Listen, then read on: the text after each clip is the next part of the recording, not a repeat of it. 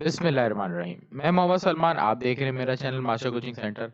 आज की जो वीडियो क्लास है वो है exercise number 4.8 first year maths new book. मेरे चैनल पे न्यू है तो सब्सक्राइब करें, वीडियो को लाइक और शेयर ज़रूर करें।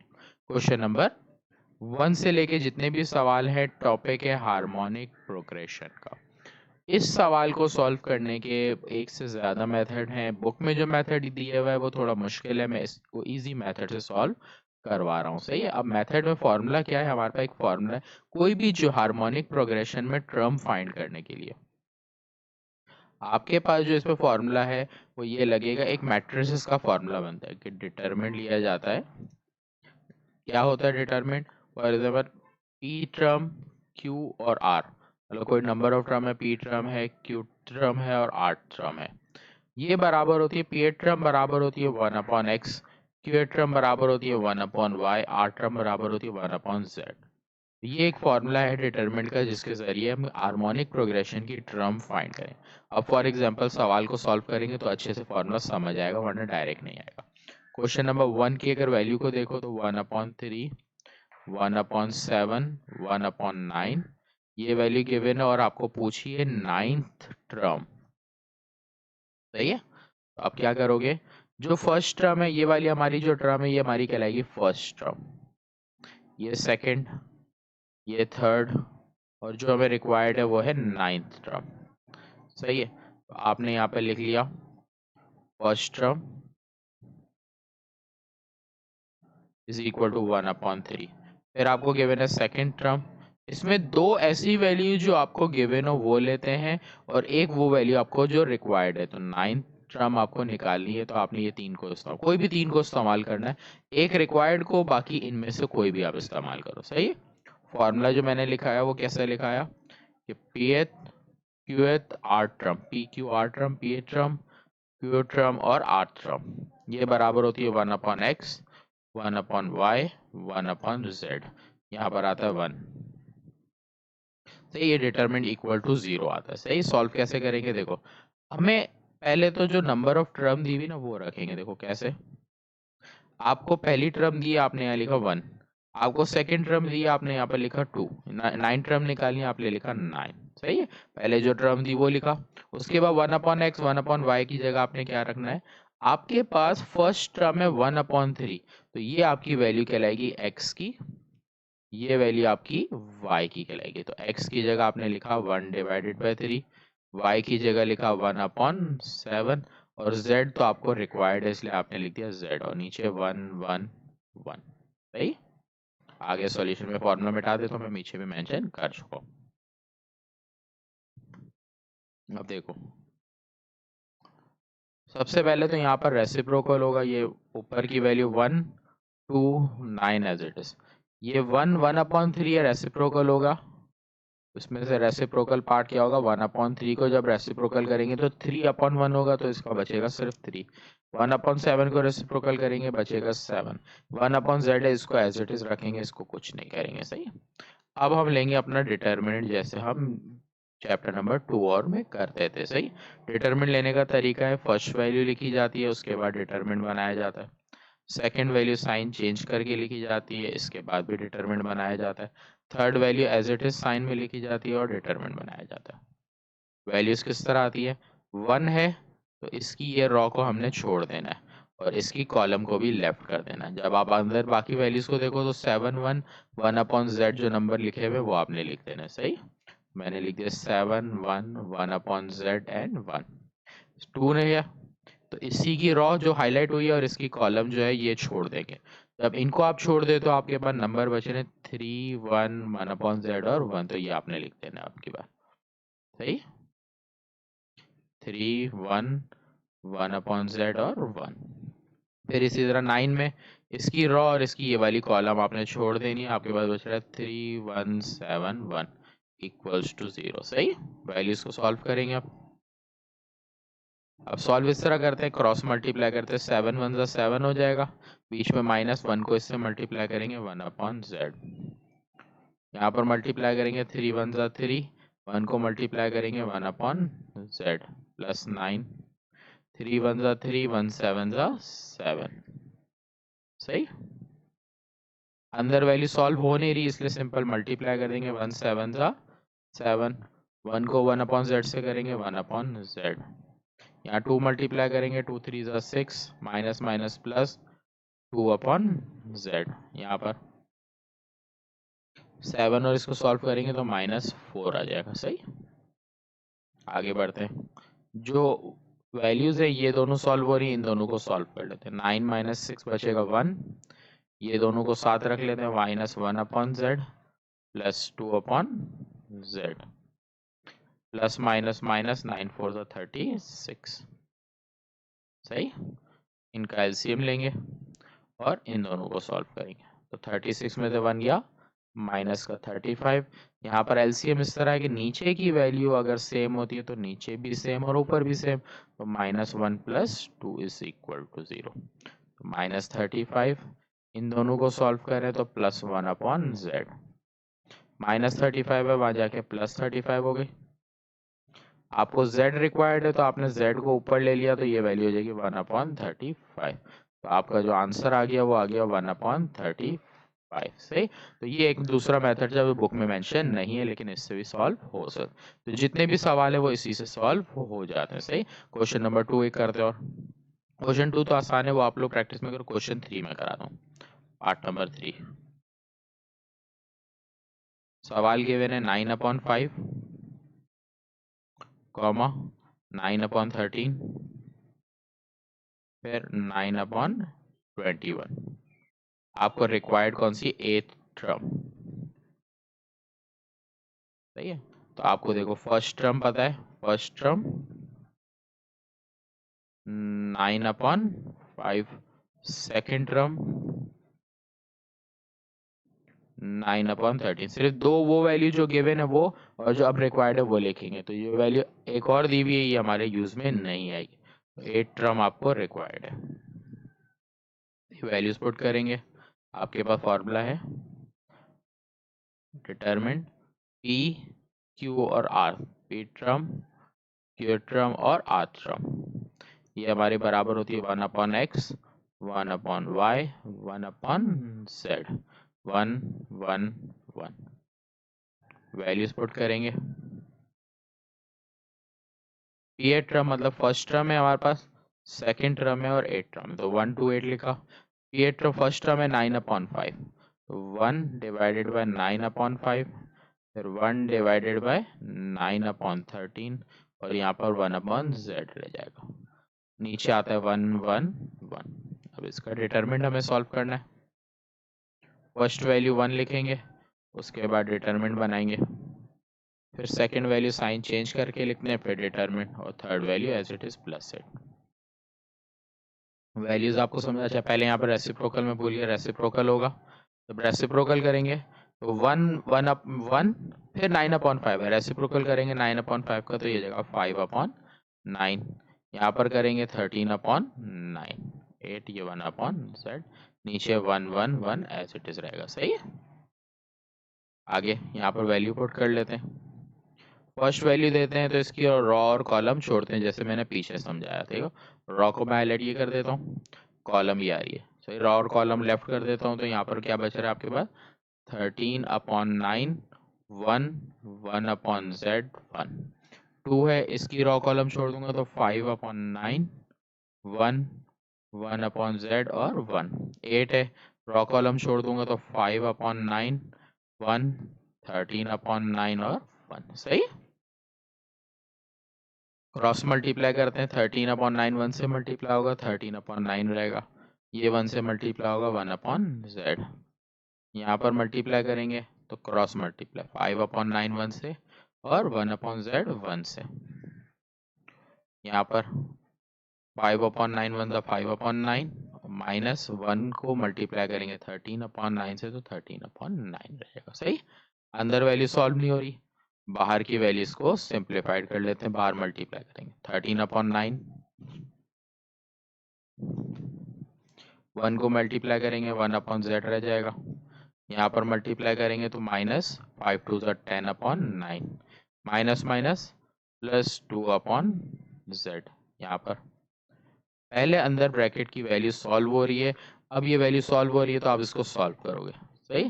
कैलकुलेटर में आप डायरेक्ट भी एलसीएम ले सकते हो, मैन्युअली भी ले सकते हो। नीचे का एलसीएम सेम तो नीचे भी सेम और ऊपर भी सेम, तो 5 माइनस 13 आपके पास बच जाएगा 8 माइनस का।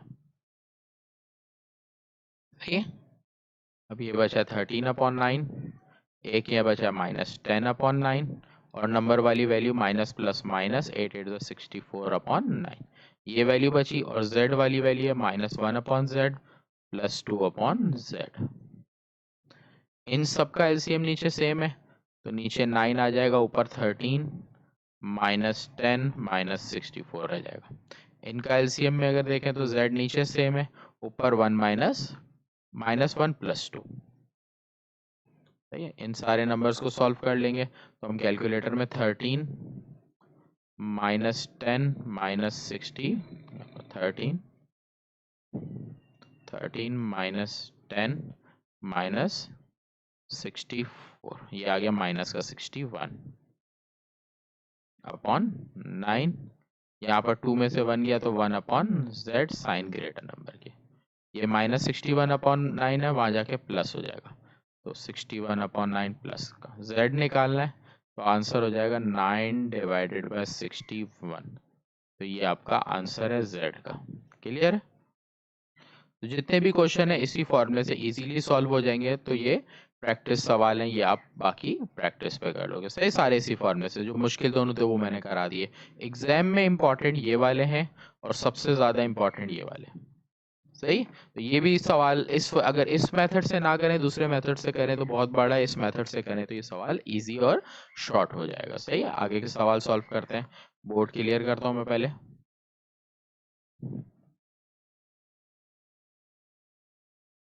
अच्छा जी, क्वेश्चन नंबर 2 पे आते हैं। क्वेश्चन 2 पे देखो तो आपको 7th एंड 10th टर्म दे रहा है। इसका मतलब 7th टर्म दी हुई है, 7 टर्म 1/3, और आपको दिए 10th टर्म, तो आपने लिखी 10th टर्म 5/21। आगे आपको फाइंड करनी है 14th टर्म रिक्वायर्ड है, 14th टर्म और 20th टर्म। तो ये दो चीजें आपको रिक्वायर्ड है। अब देखो आप किस तरह करोगे इस सवाल को। आपके पास मैंने फॉर्मूला जो आपको बताया वो p टर्म, q टर्म और r टर्म का है। 1/x, 1/y, 1/z, 1 1 1। ये वैल्यूज पुट करते हैं। अब आपको जो दो वैल्यूज गिवन है 7 और 10, तो आपने यहाँ लिखा 7, यहाँ लिखा 10।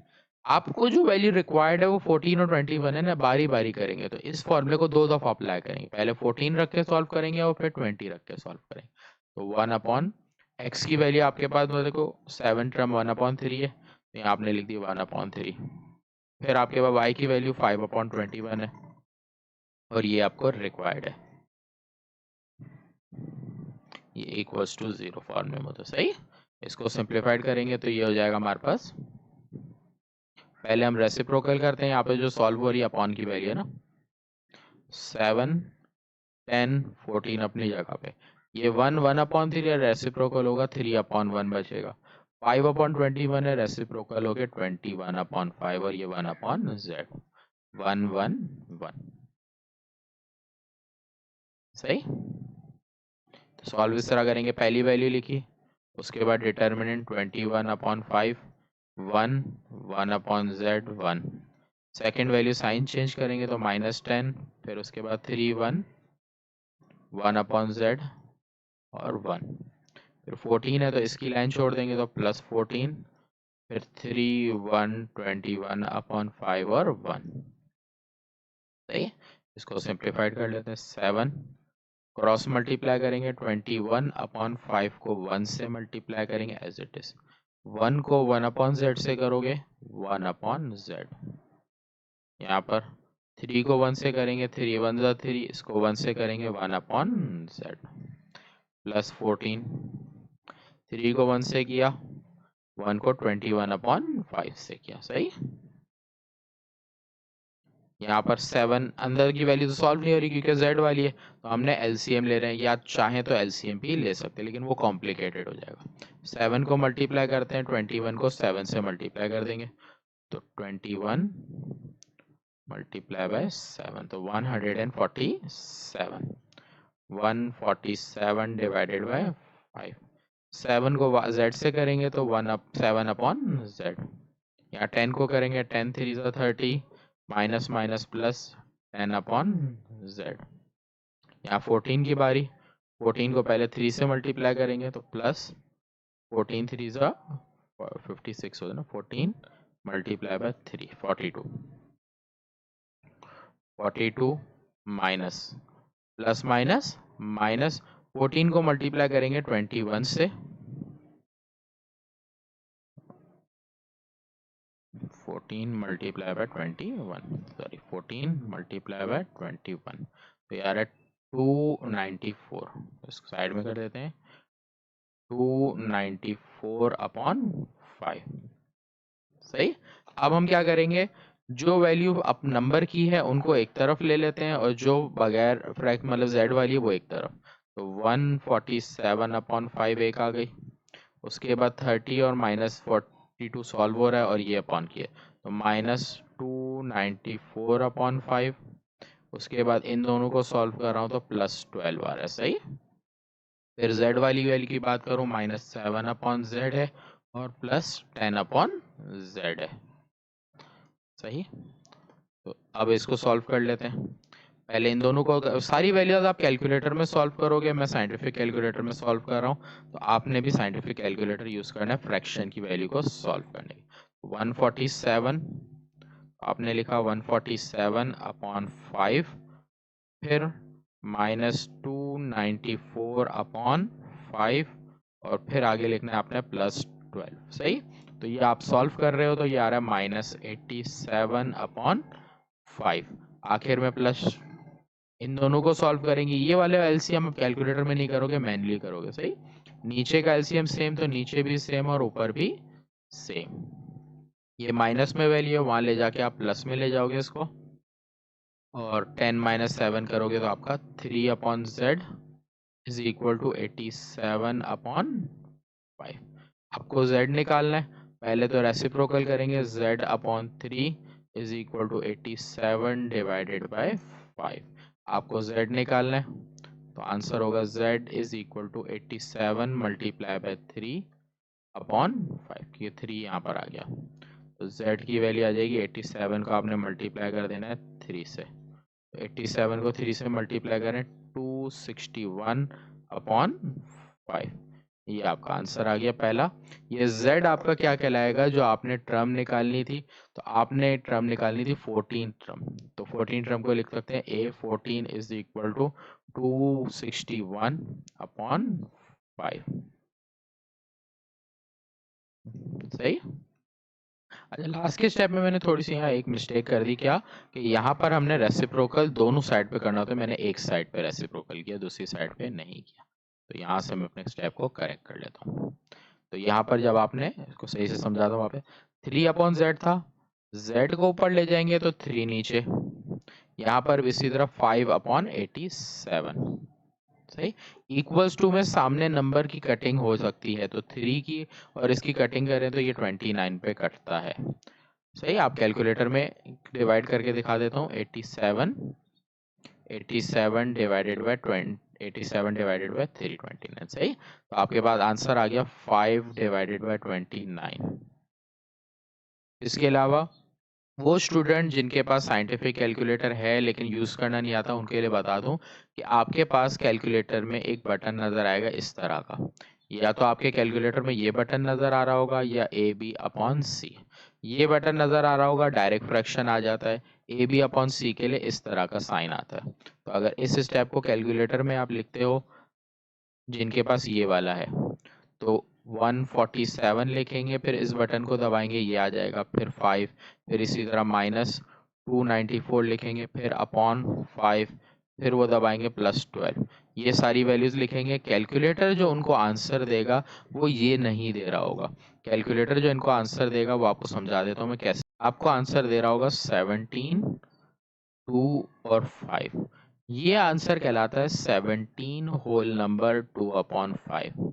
आपको इसी कैलकुलेटर में अगर इसको आंसर ये लाना हो, आप शिफ्ट का बटन दबाने के बाद ये वाला बटन दबा दोगे तो आपको कैलकुलेटर आंसर 87/5 यूं दे देगा। सही है, तो ये आप याद रखना जिसके पास साइंटिफिक कैलकुलेटर है इस फंक्शन का। अगर किसी के पास दूसरे फंक्शन वाला कैलकुलेटर है वो तो बहुत इजी है, डायरेक्टली आपका फ्रैक्शन बना हुआ जाता है, उसमें सॉल्व हो जाता है। सही, तो साइंटिफिक कैलकुलेटर यूज करना आना चाहिए। फिर भी किसी को कंफ्यूजन हो तो मुझसे मैसेज करके या वीडियो कॉल करके पूछ सकते हैं कि सर ये किस तरह सॉल्व होगा। फ्रैक्शन तो आसानी हो जाएगी क्योंकि आगे जितने भी सवाल है फ्रैक्शन वगैरह वो कैलकुलेटर में आपने सिंप्लीफाइड करने होंगे। सही, आना चाहिए यूज करना।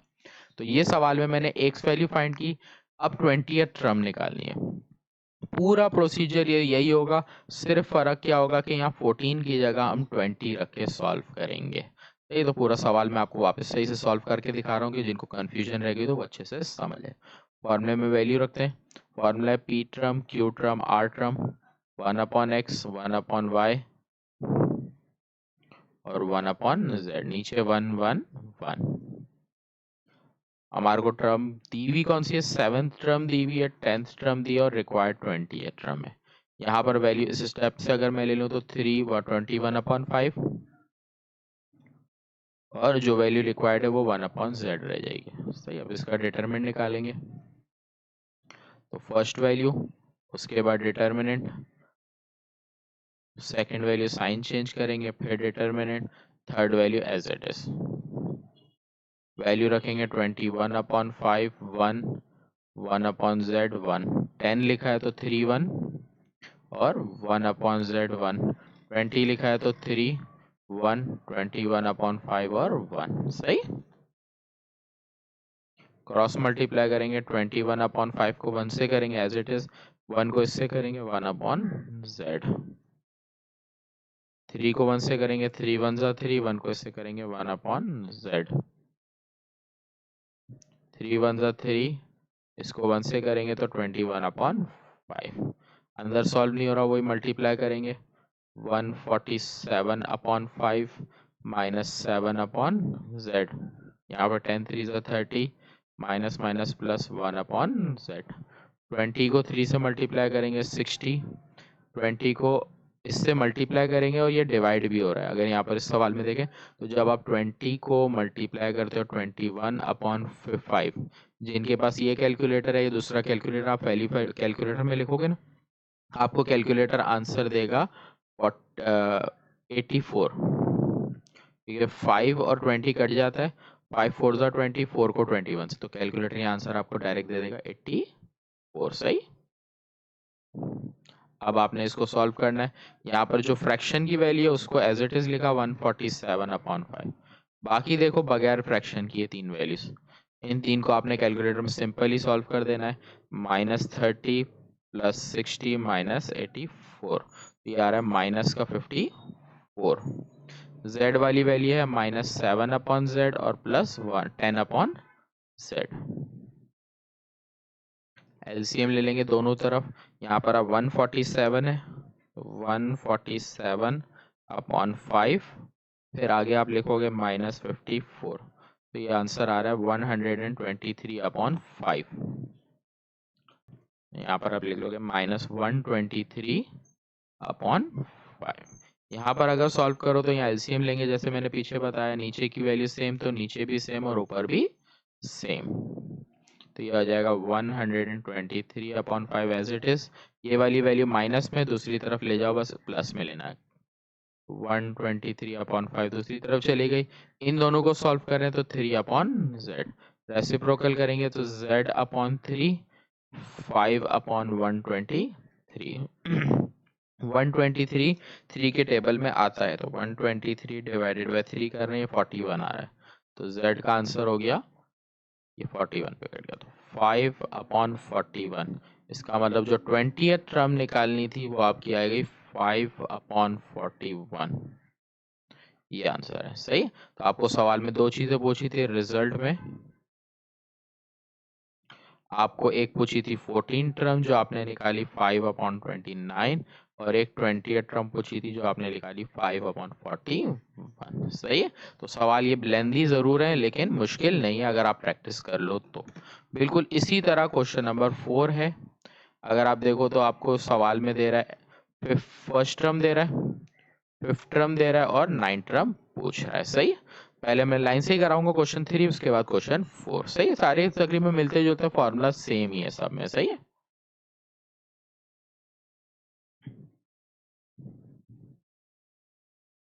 तो पहले क्वेश्चन नंबर 3 पर आते हैं। थोड़ा सा अलग है क्वेश्चन 3 पिछले से। If the sum of first and six term, यहाँ पर बता रहा है कि फर्स्ट और six term, first term a होती है, सिक्स टर्म ए सिक्स होती है, इन दोनों को ऐड करके आ रहा है 31/116। Find the harmonic progression if first term is, और आगे बता भी रहा है फर्स्ट टर्म है 1/4। तो आप पहले ये करोगे, ऊपर वैल्यू पुट करोगे एक ही जगह, 1/4 is plus a6 is equal to 31/116। Plus में वैल्यू है, वहां जाके माइनस हो जाएगी, 31/116 माइनस 1/4। आप कैलकुलेटर में एलसीएम लोगे इसका, तो आपके पास आंसर आ रहा होगा 31/116। आगे आप लिख दोगे -1/4, तो ये आ रहा है 1/58। तो अब आपके पास सवाल का सिनेरियो ये हो गया कि a6 पता है, ए का मतलब a1 आपका होता है। सही है, आपको सवाल में बोल रहा है find the harmonic sequence. Harmonic sequence अगर निकालनी है, इसका मतलब आपको सबसे पहले तो सेकंड टर्म पता होनी चाहिए, आपको ए टू सेकेंड टर्म मालूम होनी चाहिए। इस सवाल को मैं एक अलग मेथड से भी करके दिखा देता हूँ, आप लोग को और अच्छा लगे। जो आप पिछले वाले मेथड से करना चाहो तो उसमें आप क्या करोगे, p eight term, q at term, r term. जैसे अगर पिछले मेथड से करो तो पी क्यू आर टर्म होती है 1/x, 1/y, 1/z, 1 लिखोगे। पी ए टर्म में आपको फर्स्ट टर्म दी हुई है और आपको सिक्स टर्म दी हुई है। जो आपको रिक्वायर्ड है वो आपने सेकंड टर्म निकालनी, क्योंकि मैंने आपको बताया सीक्वेंस के लिए आपको सेकंड टर्म दी होगी, तब आप सीक्वेंस निकाल सकते। यहाँ पर आप वैल्यू रखोगे, x मतलब फर्स्ट टर्म की वैल्यू 1/4 है, सिक्स टर्म की वैल्यू 1/56 है, और सेकंड टर्म आपने फाइंड करनी है 1/z, 1 इससे सिंप्लीफाइड करेंगे तो हमारे पास z का आंसर आ जाएगा। सही है, इसके अलावा एक और मेथड जो है उसका, मैं आपको दोनों मेथड से सॉल्व करा देता हूँ। चलो, तो 1, फिर यहाँ पे पहले रेसिप्रोकल कर लेते हैं, तो ये आपके पास हो जाएगा 1, ये 1/4 है तो ये 4 बचेगा, यहाँ 1 6, यहाँ पर 1/56 है, रेसिप्रोकल हो गया 56 बचेगा, 2 1/z 1 लिखा। उसके बाद डिटर्मिनेंट, फिर साइन चेंज करेंगे, -6, फिर डिटर्मिनेंट, +2, फिर डिटर्मिनेंट इक्वल्स टू 0। ये वैल्यूज रखेंगे तो यहाँ पर आ जाएगी 1 की रॉ और कॉलम छोड़ेंगे तो 56 1 1/z 1, -6 है तो 4 1, फिर उसके बाद 1/z 1, यहाँ पर 4 1 56 और 1, cross multiply 56 1 56, z1 1/z, 4 1 4 1/z, यहाँ पर 4 1 4 56 1 56 है। यहाँ मल्टीप्लाई करेंगे 56 1 56, 1/z, 6 4 24, minus minus plus 6/z, 2 4 8, 56 को आप मल्टीप्लाई करोगे 2 से तो ये 112 आ जाएगा। सही, z की वैल्यू दोनों एक तरफ ले लेते हैं तो 1/z प्लस 1/6/z, ये दोनों साथ रख ले। बाकी जितने भी नंबर है सारे सॉल्व कर लो। तो 56 है, पहले 56 -24 करोगे, फिर +8 करोगे, फिर -112 करोगे, तो ये आ रहा है -72। -72 को आप दूसरी तरफ ले जाओ तो ये +72 हो गया। यहाँ पर एलसीएम ले लेंगे z, तो नीचे की वैल्यू सेम तो नीचे भी सेम और ऊपर भी सेम हो जाता है। सही, तो ये आ जाएगा 6 में से आप 1 माइनस कर दोगे, 5/z is equal to 72। z निकालना है, रेसिप्रोकल करेंगे या यूं भी कर सकते हैं कि z को ऊपर ले जाएं, 72 को नीचे ले जाए, तो 5 अपॉन, आप लिख देता हूँ 5/72 इज इक्वल टू z। ये आपके पास z का मतलब हो गया कि आपको सेकंड टर्म निकालनी थी, तो a टू सेकंड टर्म आपकी हो गई 5/72। आपको सीक्वेंस निकालनी है। सीक्वेंस हमारी जो ज्योमेट्रिक सीरीज होती है ना, वो होती है 1/a1, 1/a2, 1/a थी। so इसको सिमेट्रिक सीरीज इस तरह भी लिख सकते हैं, दूसरी भी एक और तरीका।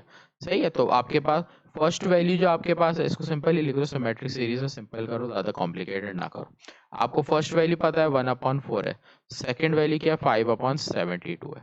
सही, इसी तरह आप निकाल सकते हो। आगे की सीक्वेंस आप लोग लिखने की जरूरत नहीं, और आगे की सीक्वेंस इसमें वैसे बनती है बी से बनती है, a माइनस बी। आप इन दोनों टर्म को माइनस करोगे, जो आंसर आएगा वो तीसरा लिखते जाओगे और इस तरह आप करते जाओगे। सही, तो अगर मैं आपको करके दिखा दूं तो यहाँ पर दोनों टर्म को माइनस कर देते हैं, 5/72 माइनस 1/4, इसका मतलब आ रहा है -23/72। तो अगली जो टर्म आएगी वो आएगी। अच्छा, इसको करने से पहले एक छोटी सी मिस्टेक मुझे नजर आई अपनी। यहाँ पर मैंने एलसीएम लिया तो 58 था, मैंने 56 लिख दिया था, तो यहाँ हर जगह हो जाएगा 58।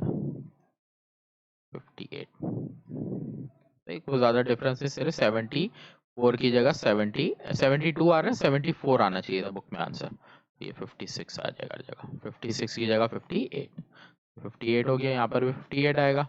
जब 58 को 2 से मल्टीप्लाई करेंगे तो ये 116 आएगा। सही, तो यहाँ पर 74 आएगा,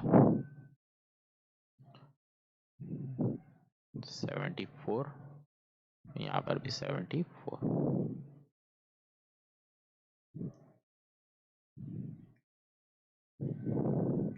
सही, तो ये हमने निकाली। अच्छा, अब इन दोनों टर्म का जो डिफरेंस होगा ना 5/74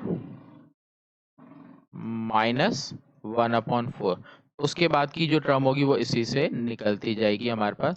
तो 5/74 माइनस 1/4, तो ये इसका डिफरेंस आ गया, वो आ गया -27/148।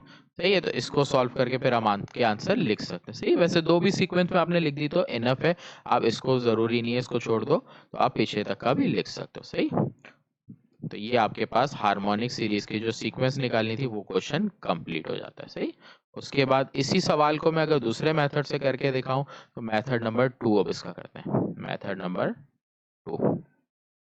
अच्छा, मेथड नंबर 2 के लिए हमारे पास क्या होता है, इस पूरे को मैं क्लियर कर देता हूँ। मेथड नंबर 2 के लिए पहले तो यहाँ से हम सॉल्व करते हैं, A1 से और A6 से लेंगे। तो A1 हमें क्या दिया हुआ है सवाल में 1/4, A6 क्या दिया हुआ है 1/58। होता यह है कि जब हार्मोनिक प्रोग्रेशन की बात करें तो उसके लिए सॉल्व के लिए फॉर्मूले अर्थमेटिक प्रोग्रेशन के लगते हैं। होता यह है कि जो वैल्यू आपको गिवन होती है उसको रेसिप्रोकल करना पड़ता है। तो A1 आपको 1/4 दिया तो आप कर दोगे इसको 4, A6 आपके पास हो जाएगा 56। अब जैसे आपने आपने सिंपल यहाँ क्या किया, कन्वर्ट इन AP, आपने इस सवाल को किस में कन्वर्ट कर दिया, AP में, तो AP में आ गया। अब आप AP से सॉल्व करोगे, आप क्या निकालोगे, सेकंड टर्म निकालोगे A2। भाई AP के तो फॉर्मूले आपको याद है, तो कुछ सवाल इस फॉर्मूले से आसान है, कुछ सवाल पिछले वाले फॉर्मूले से आसान है, तो आने आपको दोनों चाहिए, जो सवाल आपको इजी मेथड जिससे लग जाए। तो A2 निकालना, यहाँ लिखा A2, A फर्स्ट टर्म हमारे पास क्या है भाई 4 है, n-1, n की वैल्यू बात करें तो 2 -1, d की वैल्यू आपके पास नहीं है, तो ये आपने लिखा A2 आपको रिक्वायर्ड है, तो ये हो जाएगा। अच्छा, यहाँ पर अगर मैं देखूँ तो 4 प्लस डी, इससे ज़्यादा सॉल्व हो नहीं रहा क्योंकि डी नहीं है।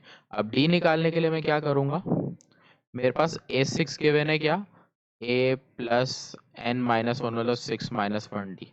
अब देखता हूँ A6 में मेरे को पता है 56 सही है, A की वैल्यू मुझे पता है 4 है, ये हो जाएगा 5D, प्लस 4 है वहाँ जाके -4 हो जाएगा।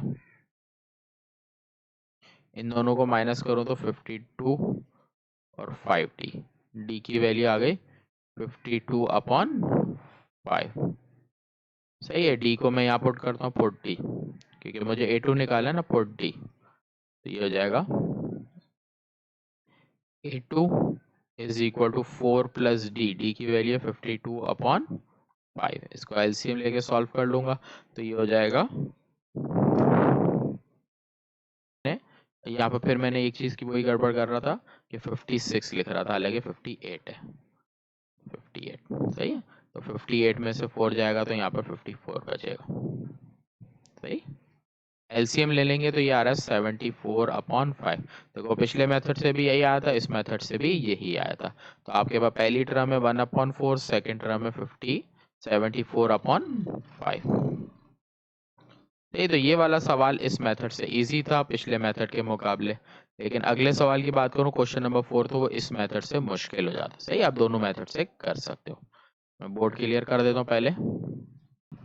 क्वेश्चन नंबर 4 है। क्वेश्चन 4 गिवन है first term of an AP. तो आपको फर्स्ट टर्म गिवन है -1/3।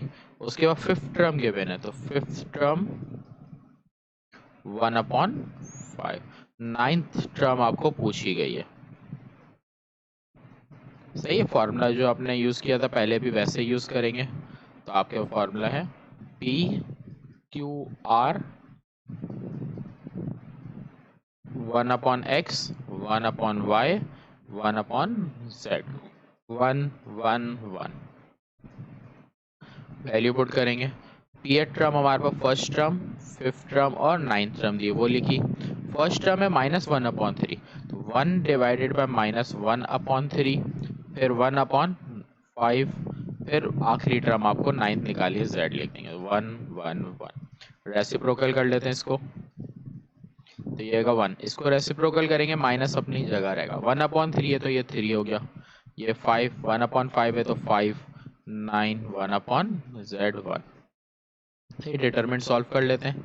इक्वल्स टू यहाँ 0 लिखेंगे। सही,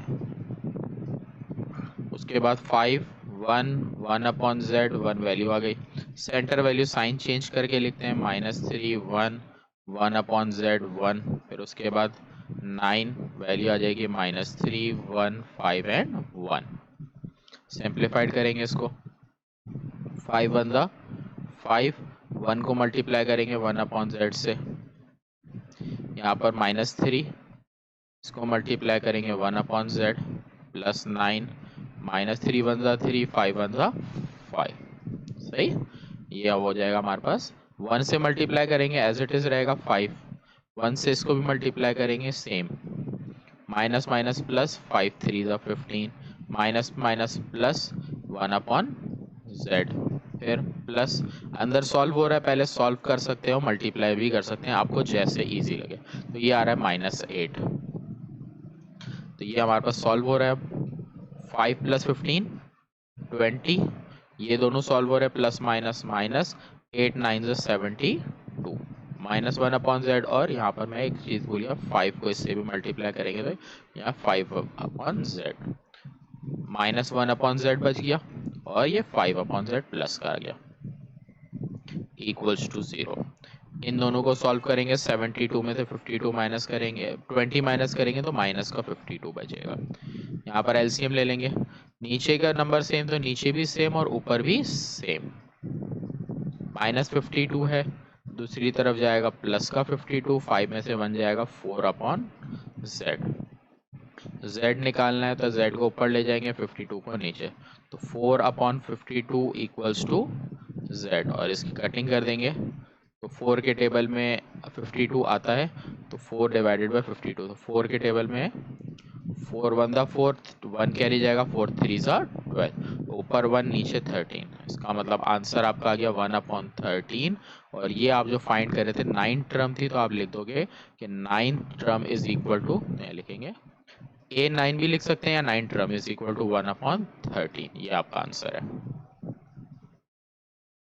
सही, नेक्स्ट क्वेश्चन लास्ट जाते हैं, बहुत इंपॉर्टेंट सवालों में से एक है, और कंडीशन वाले सवाल में है। सही है, सवाल बोल रहा है इफ पीएट टर्म इज, तो आपको सवाल में बोल रहा है पीएट टर्म क्यू है, आगे बता रहा है क्यू टर्म जो है वो आपकी पी है, आपको पी प्लस क्यू टर्म निकालनी है। मतलब आपको बोल रहा है प्रूफ करो कि P प्लस क्यू टर्म जो है आपकी वो PQ divided by P plus Q आनी चाहिए। सही, तो ये चीज जब आपको प्रूफ करनी है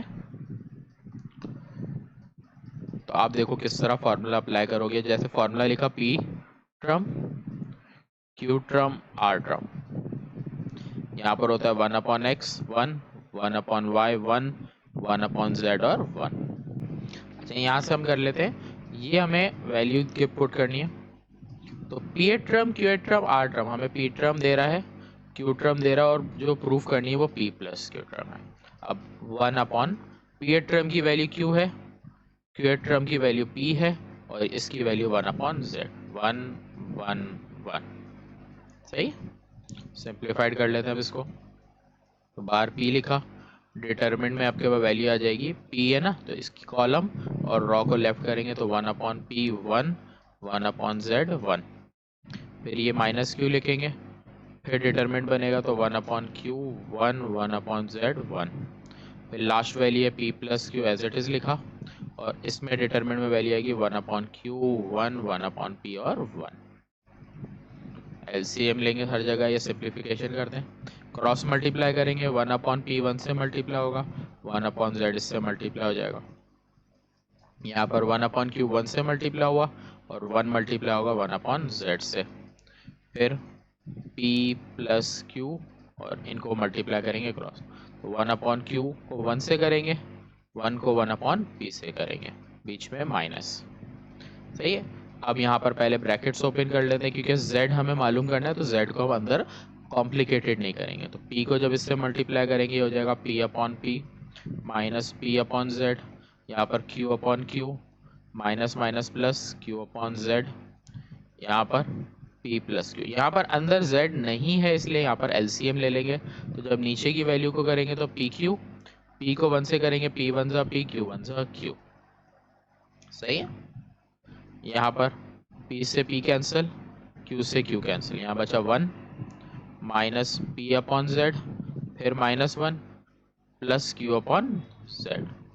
यहाँ पर अगर मैं देखूँ तो फॉर्मूला अप्लाई हो रहा है, लेकिन यहाँ पर हम फॉर्मूला अप्लाई नहीं करेंगे, क्योंकि हमें जो वैल्यू फाइंड करनी है उसके लिए हम इसको कॉम्प्लिकेटेड नहीं करेंगे, क्योंकि जो हमें वैल्यू प्रूफ करनी है उसमें p plus Q upon P Q तो लाना है, p माइनस क्यू का कुछ सॉल्व करके कट करना होगा जो हो रहा होगा। देखो आगे कैसे, 1 से 1 भी कैंसिल हो गया, यहाँ पर बचा minus p upon Z plus Q upon Z.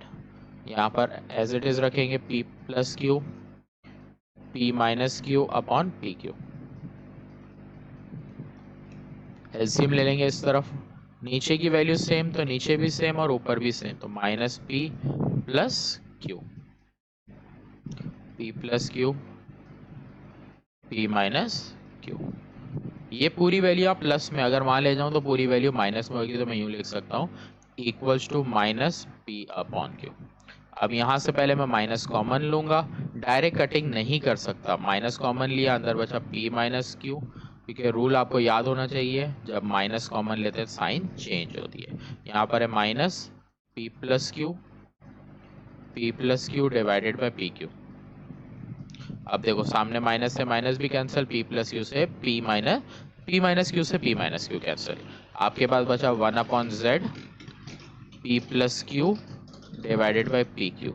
z निकालना है तो z ऊपर रखते थे, P Q divided by P plus Q. तो ये आपके पास आंसर भी यही आया और लाना भी यही था, तो आपका ये हो गया, प्रूव्ड हो गया कि p प्लस क्यू टर्म की वैल्यू जो है वो आपके पास क्या आई है, P Q divided by P plus Q. सही है, ये आपका आंसर प्रूव्ड हुआ। सही, तो ये इस मेथड से इजी है, दूसरे मेथड से बहुत ज़्यादा डिफिकल्ट और बहुत ज़्यादा बड़ा भी है। सही, तो यहाँ आगे कंप्लीट हो गया एक्सरसाइज 4.8। इंशाल्लाह नेक्स्ट वीडियो में 4.9 के साथ हाजिर होंगे।